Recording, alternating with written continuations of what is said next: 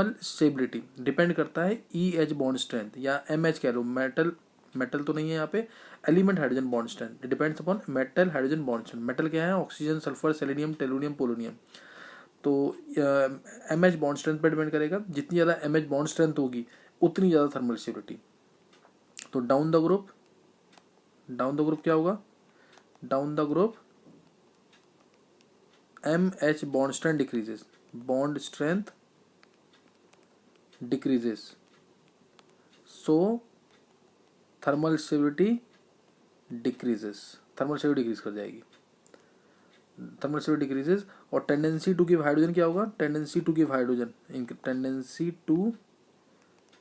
Hydrogen या lose hydrogen increases, hydrogen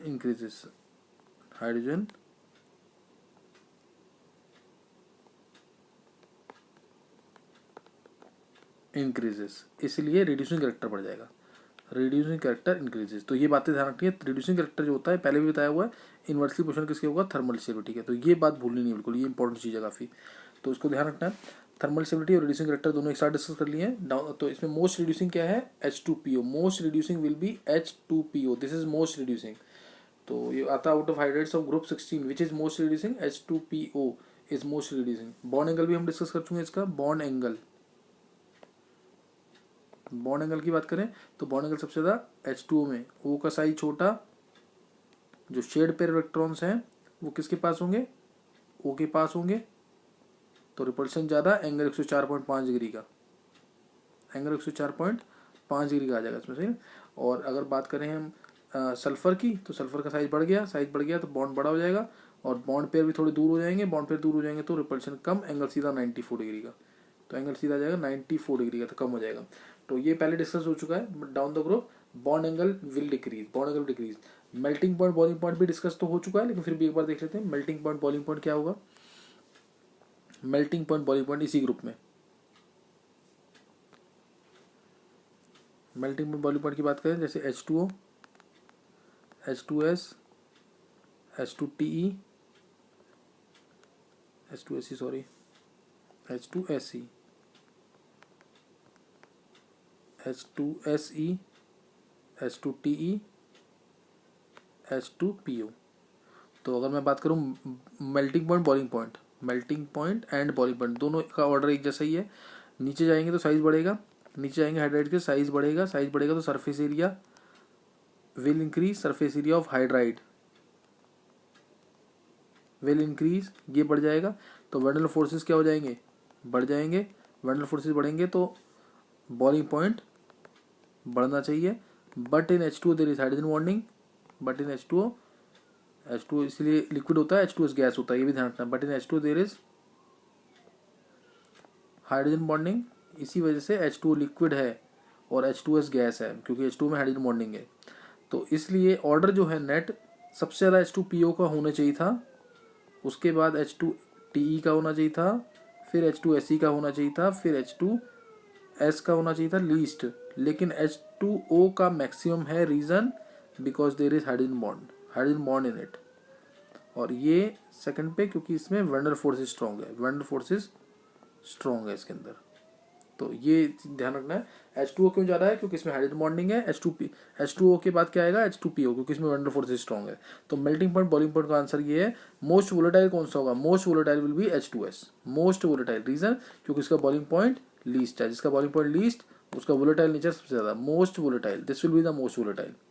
और acidic strength की बात करें, एसिडिक स्ट्रेंथ इन हाइड्राइड्स की, एसिडिक स्ट्रेंथ तो वो डिपेंड करेगी वही मेटल हाइड्रोजन बॉन्ड स्ट्रेंथ पर। नीचे आने पर MH bond strength decreases, so tendency to lose hydrogen increases, tendency to lose H plus increases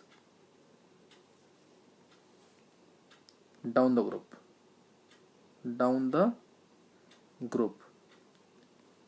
क्यों इंक्रीज कर? इसलिए ऐसी कैरेक्टर बढ़ जाएगा। डाउन द ग्रुप क्यों इंक्रीज कर रहा है? डाउन द ग्रुप क्या हो रहा है?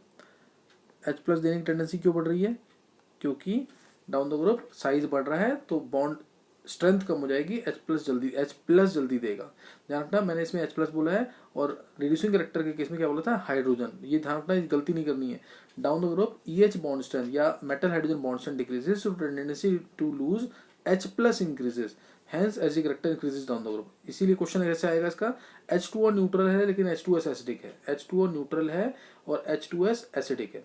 तो ये इसके अंदर ध्यान रखना है। H2O न्यूट्रल क्यों है, क्योंकि इसमें O और H की बॉन्ड स्ट्रेंथ ज़्यादा है, और H2S के अंदर क्या है, SH बॉन्ड लेंथ कम है, SH बॉन्ड लेंथ ज़्यादा है, SH बॉन्ड स्ट्रेंथ कम है, इसलिए H2S एसिडिक होता है, चाहे वीक एसिड है, लेकिन H2O तो न्यूट्रल होता है। और एक चीज़ और ध्यान रखनी है कि H2O और H2S ये दोनों स्टेबल हैं, इन दोनों का फॉर्मेशन एक्सोथर्मिक है। इन दोनों का फॉर्मेशन क्या है, एक्सोथर्मिक। तो ये ध्यान रखना, भूलना नहीं इसके अंदर, इन दोनों का फॉर्मेशन एक्सोथर्मिक क्यों है, क्योंकि इन दोनों में बॉन्ड स्ट्रॉन्ग होता है फिर भी, और ये बाकी जो है इनका फॉर्मेशन एंडोथर्मिक है, क्योंकि इनका बॉन्ड वीक होता है, इनका फॉर्मेशन एंडोथर्मिक है। तो इनका एक्सोथर्मिक फॉर्मेशन है ऊपर दोनों का, और नीचे तीनों का क्या है, एंडोथर्मिक फॉर्मेशन है, क्योंकि इनका बॉन्ड वीक होगा, तो ज़्यादा स्टेबल नहीं होंगे, इसलिए एंडोथर्मिक फॉर्मेशन। तो ये हमारे क्या थे, क्या कहते हैं, हाइड्राइड्स ऑफ ग्रुप 16, तो उसको ध्यान रखना है। नेक्स्ट नोट करेंगे आगे, रिएक्टिविटी टुवर्ड्स ऑक्सीजन। तो पहले हमने ऑक्सीजन स्टेट पढ़ लिया केमिकल प्रॉपर्टीज में, उसका पढ़ लिया रिएक्टिविटी टुवर्ड्स हाइड्रोजन। अब नेक्स्ट है reactivity towards oxygen, reaction with oxygen oxygen से तो सारी लगभग रिएक्ट कर जाते हैं। रिएक्टिविटी टुवर्ड्स ऑक्सीजन, इससे तो सारे रिएक्ट करते हैं, ऑक्सीजन इंपॉर्टेंट है। तो इसमें अगर हम बात करें रिएक्टिविटी टुवर्ड्स ऑक्सीजन के अंदर, ग्रुप 16 ऑक्सीजन अपने साथ तो O3 बनाएगा, ये जैसे MO2 और MO3 टाइप के ऑक्साइड्स बनाएंगे, MO2 और MO3 टाइप के ऑक्साइड बनाएंगे। ध्यान रखना है, MO2 और MO3 टाइप के ऑक्साइड बनाएंगे। MO2 में जैसे आ गया O3, ऑक्सीजन O2 के साथ बनेगा तो O3 बन जाएगा, ओजोन बन जाएगा। और स्ट्रक्चर इसका ध्यान रखना है, इंपॉर्टेंट है बहुत, ओजोन ये स्ट्रक्चर आ जाएगा इसका, जिसमें रेजोनेंस होगी, इसलिए इसमें बॉन्ड ऑर्डर, दोनों की बॉन्ड लेंथ इक्वल होती है। एनसीईआरटी का क्वेश्चन है, एनसीईआरटी का ये इंपॉर्टेंट क्वेश्चन है। O3 O और ये डॉटेड में, ये ध्यान रखना, ये दोनों बॉन्ड लेंथ इक्वल क्यों है, Y in O3 both bond lengths are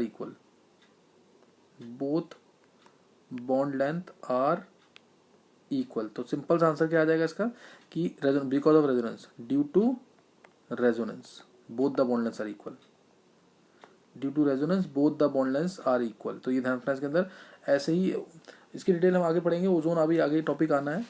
तो O3 स्ट्रॉन्ग ऑक्सीडाइजिंग एजेंट क्यों है, क्योंकि ये नेसेंट ऑक्सीजन रिलीज करता है, इसलिए O2 से ज़्यादा अच्छा ऑक्सीडाइजिंग एजेंट है।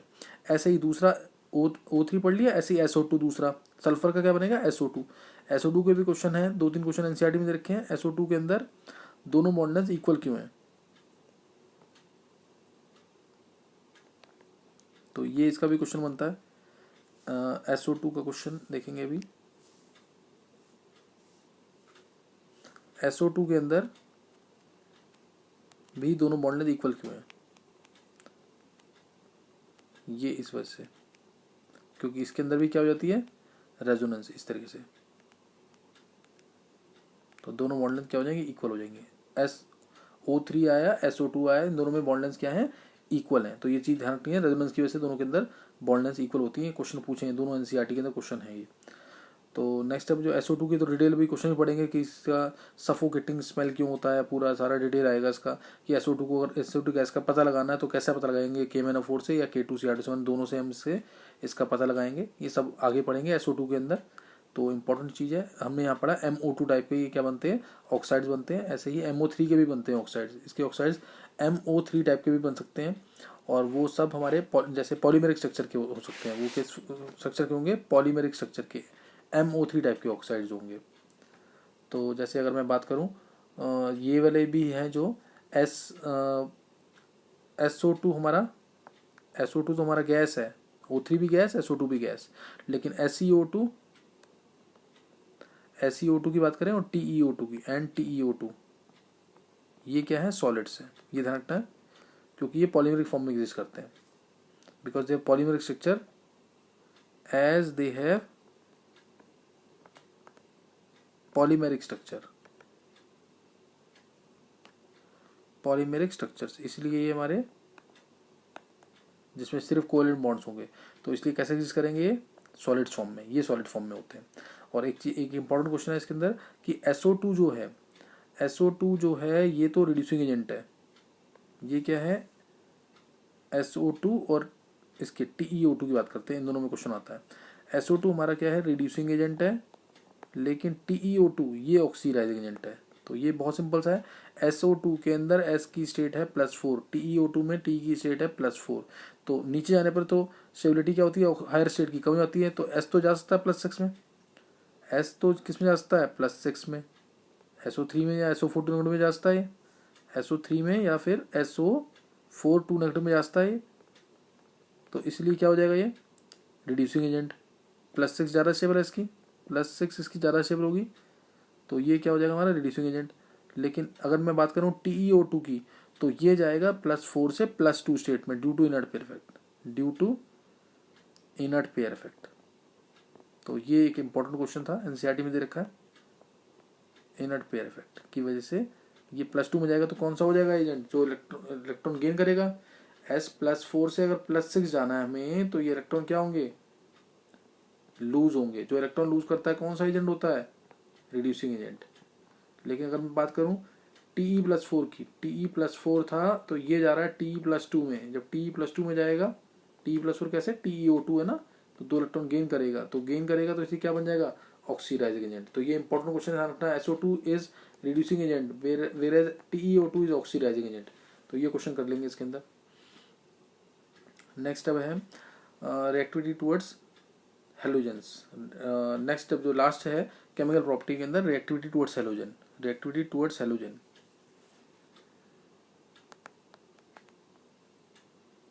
रिएक्शन विद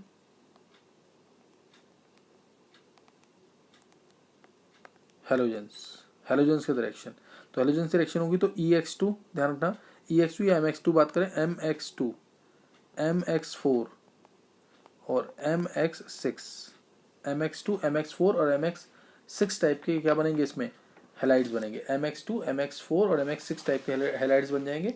और इसमें जो फ्लोराइड्स जो होंगे, फ्लोराइड्स जो होंगे हेक्सा फ्लोराइड्स, हमेशा हेक्सा फ्लोराइड्स एक तो गैसेज होंगे, फ्लोराइड जो हैं वही है, मतलब SF6 बन सकता है, SCl6 नहीं बनेगा कभी भी। सल्फर जो है फ्लोरीन के साथ, तो फ्लोरीन तो हाईली ऑक्सीडाइजिंग है, फ्लोरीन मोर इलेक्ट्रोनेगेटिव है, बेटर ऑक्सीडाइजिंग है, बेटर ऑक्सीडाइजिंग एजेंट है, so it can bring out the state of sulphur as +6, so it can bring out state of sulphur as +6, सही ना। दूसरा SF बॉन्ड यहाँ strong भी है, SF bond stronger, SF bond stronger है, लेकिन SCl, ये दूसरा पॉइंट है, ये पहला पॉइंट, दूसरा पॉइंट SF बॉन्ड स्ट्रॉन्गर और SCl बॉन्ड क्या होगा वीक होगा, ये तो वीक होगा।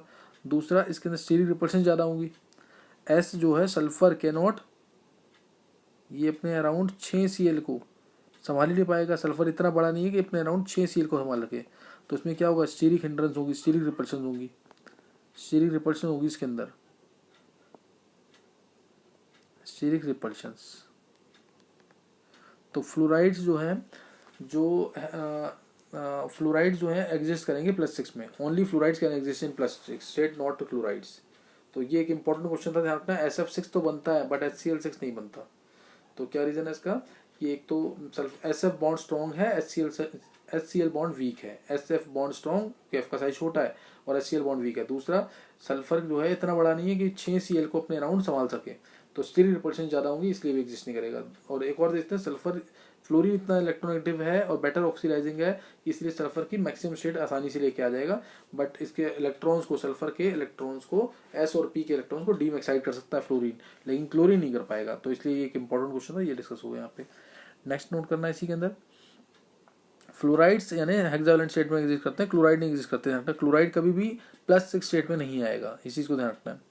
इसके अलावा जैसे आ गया, ये बता दिया मैंने, फ्लोराइड जितने भी हैं सब गैसेज होंगे। SF6 हो गया फ्लोराइड्स, SF6 हो गया, SEF6 हो गया, TEF6 हो गया, ये सब क्या है? गैसेज, ऑल आर गैसेज, ये सब गैसेज है। लेकिन जो अब बात करें अगर टेट्राफ्लोराइड की, SF4 तो हमारा क्या है? गैस। इसके अलावा SEF4 क्या है? SEF4 liquid. और TEF4 नीचे जा रहे हैं तो पॉलीमेरिक TEF4 ये हमारा सॉलिड है, ये सॉलिड है। Down the group tendency to form polymer increases, size बढ़ेगा, स्टीरिक रिपल्शंस कम होंगी तो पॉलीमर बन सकता है। Tendency to form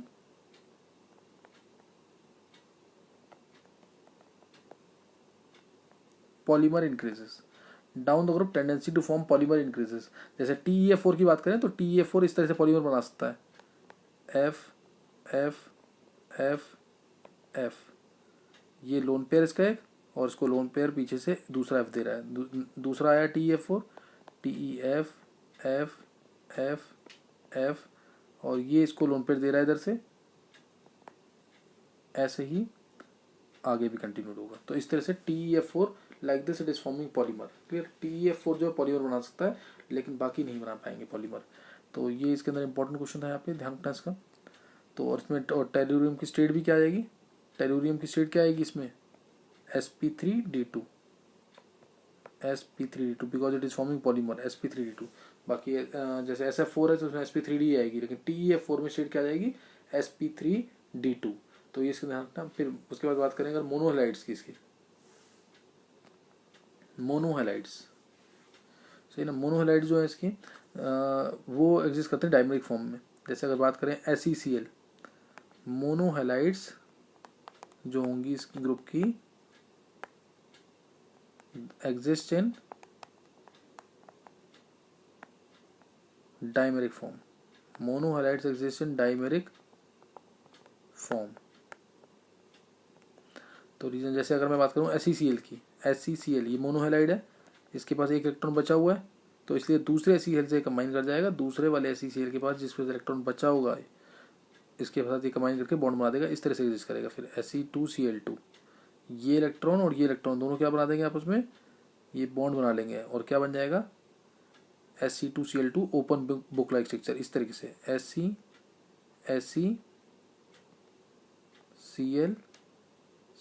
this is open book like structure. दो लोन पेयर सेलेनियम के पास होंगे, दो लोन पेयर सेलेनियम के पास होंगे, तो this is open book like structure, open book like. तो सेलेनियम ये बन गया सेलेनियम डाइक्लोराइड, बनेगा, मोनोक्लोराइड से डाइक्लोराइड बन गया। और दूसरा इसको हीटिंग करने में, इसको गर्म करेंगे तो क्या होता है? ये क्वेश्चन इंपॉर्टेंट है, एनसीईआरटी के अंदर लिखा है। इसको हीट करेंगे अगर तो क्या होगा? इसको हीट कर देंगे अगर हम, तो अब ये डिस्प्रपोर्शनेशन शो करता है, दिस शोज डिस्प्रपोर्शनेशन। तो डिस्प्रपोर्शनेशन शो कर रहा है, इसमें सेलेनियम की स्टेट +1 है, एक तो क्या हो जाएगी? 0, एक स्टेट क्या होगी? 0 सेलेनियम की, मेटलॉइड है, नेगेटिव में चांसेस कम होंगे जाने के। और दूसरी स्टेट दूसरी स्टेट बढ़ेगी, +1 है तो बढ़ेगी तो क्या बनेगा इसमें? SeCl6 बन नहीं सकता, +6 में तो जा नहीं सकता, क्योंकि सेलेनियम के क्लोराइड्स जो है +4 तक ही मैक्सिमम जा सकते हैं, तो +6 में तो जाएगा नहीं, क्योंकि फ्लोराइड चाहिए उसके लिए, और यहाँ पे क्लोरीन है हमारे पास, तो इसलिए क्या बन जाएगा? SeCl4। तो ये डिस्प्रपोर्शनेशन रिएक्शन है, this is the disproportionation reaction of this compound. तो ये इसके अंदर ट्वाइस तो लेना पड़ेगा, इसमें ट्वाइस लेना पड़ेगा, तो 3 हो जाएगा। ये शायद बैलेंस हो गई है क्वेश्चन, हाँ बैलेंस है क्वेश्चन, तो इस तरह से बैलेंस करना है। तो ये इंपॉर्टेंट रिएक्शन है, disproportionation reaction of selenium dichloride. Selenium dichloride की इंपॉर्टेंट रिएक्शन है ये, जिसमें ये क्या बना रहा है? Selenium plus SeCl4। तो ये हमारे यहाँ पे खत्म हुई है केमिकल प्रॉपर्टीज़, ये खत्म हो गई केमिकल प्रॉपर्टीज़। और SO2 SO3 जो थे हमारे दोनों एसिडिक नेचर के, प्रूव करना है, एनसीईआरटी में क्वेश्चन है। तो पानी डालेंगे इसके अंदर और ये प्रूव हो जाएगा। पानी डालते ही क्या बन जाएगा इससे? ये हमारा बना देगा H2SO3, सल्फरस एसिड H2SO3। और ऐसे ही अगर हमारा SO3 होता पानी डालने पर ही क्या बना देता है, H2SO4 सल्फ्यूरिक एसिड। तो ये H+ रिलीज करते ही हैं, तो ये दोनों क्या है, एसिडिक नेचर के हैं। तो इस तरह से प्रूव करते हैं। H2O लिक्विड है, H2S गैस क्यों, NCERT का क्वेश्चन है। तो H2O के अंदर हाइड्रोजन बॉन्डिंग होती है, लेकिन H2S में कोई हाइड्रोजन बॉन्डिंग नहीं होती। ये खत्म हो गया यहाँ पे केमिकल प्रॉपर्टीज, फिजिकल और केमिकल प्रॉपर्टीज खत्म हो गई हैं। नेक्स्ट नोट करना अब हमें ऑक्सीजन। अब यहाँ जैसे हमने नाइट्रोजन स्टार्ट किया था, ऐसे ही इसके अंदर ऑक्सीजन। पहले इसकी preparation, first is it's preparation. तो प्रिपरेशन इसकी है, जैसे पहला है, जैसे कोई कंपाउंड जिसमें ऑक्सीजन है, ऑक्सीडाइजिंग एजेंट को हीट करते हैं तो ऑक्सीजन जरूर मिलता है। और कोई कंपाउंड जिसमें ऑक्सीडाइजिंग एजेंट की फॉर्म हो, ऑक्सीडाइजिंग एजेंट की तरह एक्ट करने की टेंडेंसी हो, तो ऑक्सीजन जरूर देगा। जैसे KMnO4, इसको हीट करते हैं तो K2MnO4 plus MnO2 plus O2। तो ये प्रिपरेशन O2 की है, इंपॉर्टेंट प्रिपरेशन है। पोटेशियम परमैंगनेट, ये क्या है, पोटेशियम परमैंगनेट। इसको हीट किया तो पोटेशियम मैंगनेट मिला, मैंगनीज डाइऑक्साइड और ऑक्सीजन। दूसरा है KClO3, अगर हीट करते हैं इसको, KClO3 को हीट करेंगे, पोटेशियम क्लोरेट है, नाम जरूर याद रखना, पोटेशियम क्लोरेट को हीट करेंगे तो KCl प्लस 3/2O2। पोटेशियम पर क्लोरेट होता तो KCl प्लस 2O2 मिलता, KClO4 होकर होता। तो ये आ जाएगा। ऐसे ही हमारा KNO3 है, पोटेशियम नाइट्रेट, इसको हीट करेंगे तो KNO2 प्लस हाफ O2 आ जाएगा।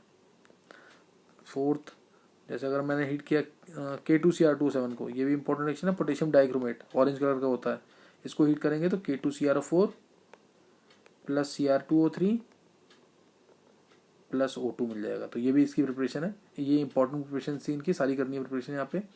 नेक्स्ट नोट करेंगे इसके अंदर, अब जैसे थर्मल डिकम्पोजिशन होगा, oxides of metal less reactive metal, thermal decomposition second method, ये पहला मेथड था। Second method by thermal decomposition of low reactive metals, of low reactive metal oxides, कोई भी लो रिएक्टिव मेटल है तो वो तो ऑक्सीजन जल्दी छोड़ेगा ही, हल्का सा हीट करेंगे, हल्का सा उसको गर्म करेंगे, ऑक्सीजन छोड़ देगा। जैसे Ag2O, ये तो सिल्वर के साथ ऑक्सीजन आता ही नहीं है, हीट किया तो Ag दे देगा plus half O2, Ag plus half O2, oxygen छोड़ देगा, Ag दे देगा प्लस हाफ O2। इस तरह से HgO, मरकरी के साथ भी ज़्यादा स्टेबिलिटी नहीं है ऑक्सीजन की, ज़्यादा एफिनिटी नहीं है, तो ये भी दे देगा Hg plus half O2, Hg plus half O2। ऐसे ही Pb3O4 को PbO2 को हीट करेंगे अगर, ये भी लिख लेते हैं आगे, Pb3O4 को हीट किया अगर, Pb3O4 को हीट करते हैं अगर, तो ये भी, ये PbO प्लस PbO2 होता है, ये होता है 2PbO प्लस PbO2, ये होता है मिक्सचर इन दोनों का।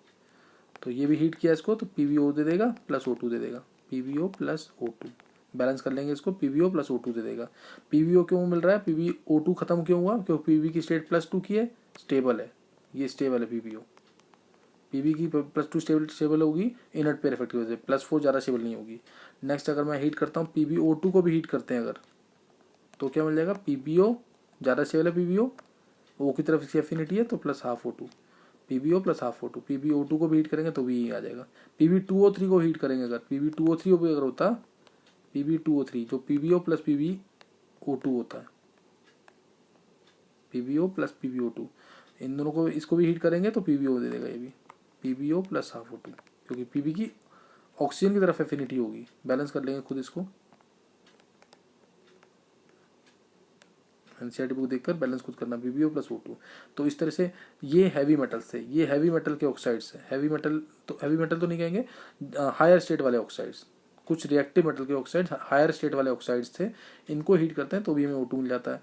फिर इसके अलावा हम H2O2 को अगर हीट कर लें, थर्ड मेथड, ये एनसीईआरटी में सारे दे रखे हैं ब्लॉक वगैरह में बनाकर, H2O2 को हीट करें, इस पर तो हल्की सी भी लाइट पड़ेगी या कोई भी इम्प्योरिटी आ जाएगी इसके अंदर, तो ये टूट करके क्या दे देगा, H2O, लाइट आ जाए, डस्ट आ जाए तो ये तो आसानी से टूट जाता है और क्या दे देगा, ऑक्सीजन गैस। तो इस तरह से ऑक्सीजन गैस की प्रिपरेशन होती है। लेकिन अगर हमें सपोज अगर इंडस्ट्रियल प्रिपरेशन करनी है इसकी, CuO, इवन CuO एक मिस हो गया था ऊपर, CuO को हीट करते हैं हाई टेम्परेचर पे, ब्लैक कलर का होता है ये, ब्लैक सॉलिड है CuO, CuO क्या है, ब्लैक सॉलिड। इसको हीट करते हैं तो Cu2O मिल जाएगा, Cu2O मिल जाएगा और साथ में O2,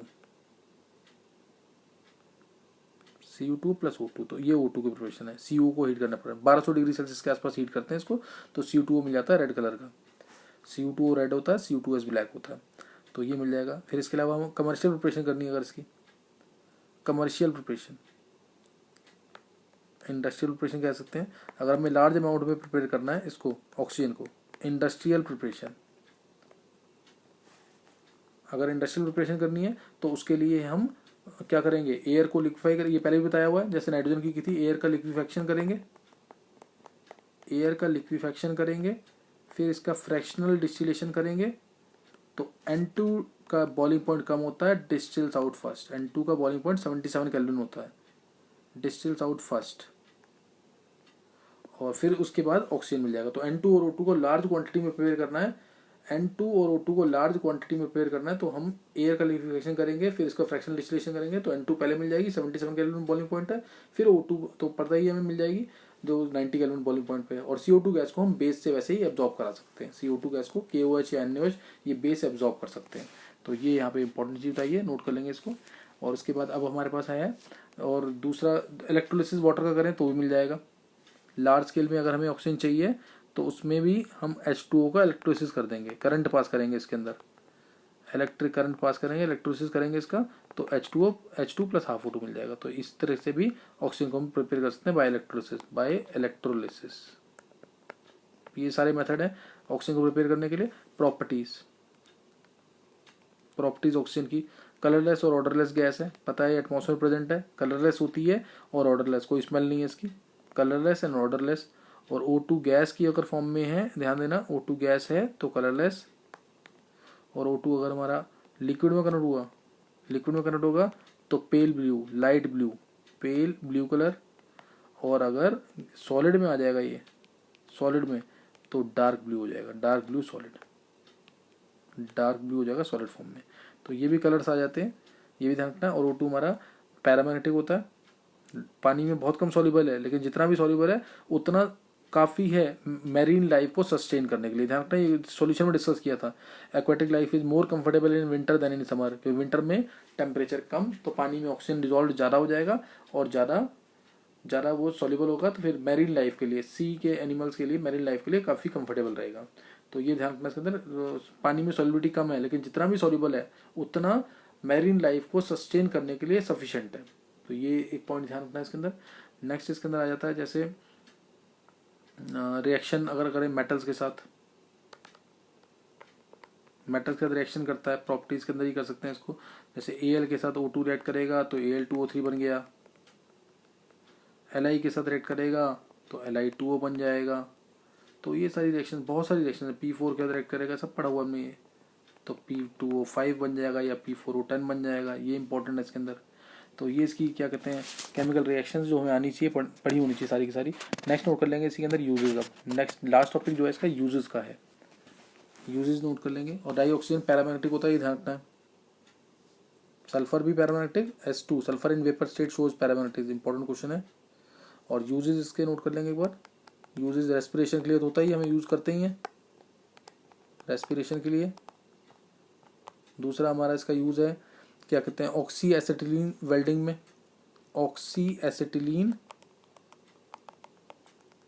वेल्डिंग में इसका यूज़ होता है। ऑक्सी एसिटिलीन वेल्डिंग के अंदर इसमें ऑक्सीजन का एक सिलेंडर होता है, छोटा सा टॉर्च होती है, ऑक्सीजन होता है एक के अंदर CaC2, ये CaC2 है यहाँ पे, सपोज ऑक्सीजन लिक्विड फॉर्म में, ये यहाँ से CaC2 से मिलेगा हमें C2H2 हाइड्रोलाइज होके, एसिटिलीन गैस मिलेगी, यहाँ से O2 आएगा इसके पास, और ये दो रिएक्ट करके ऑक्सी एसिटिलीन बन जाएगी। ऑक्सीजन आएगी ना लिक्विड फॉर्म में, तो ये ऑक्सी एसिटिलीन बन जाएगा, ऑक्सी एसिटिलीन। ये हमारा यूज़ होता है वेल्डिंग वगैरह पर्पस के लिए, तो ये वहाँ यूज़ हो जाएगा। इसके अलावा ऑक्सीजन के जो सिलेंडर्स हैं वाइडली यूज़ होते हैं हॉस्पिटल्स के अंदर, oxygen cylinders use in hospitals. इसके अलावा और N2+H4 ये इंपॉर्टेंट है, ये हाइड्राजीन होता है, रॉकेट फ्यूल कहते हैं इसको, हाइड्राजीन, ये रॉकेट फ्यूल है। O2 से कंबाइन करके क्या बनाता है, O2 के साथ कंबाइन करके बना देगा NO, NO जो कि प्राइमरी पोल्यूटेंट भी कहते हैं हम इसको, NO बनेगा और साथ में H2O, जैसे NH3 + O2 से बनता है। तो NO बन गया। ये NO जो है ओजोन लेयर को डिप्लीट कर रहा है। कैसे डिप्लीट कर रहा है?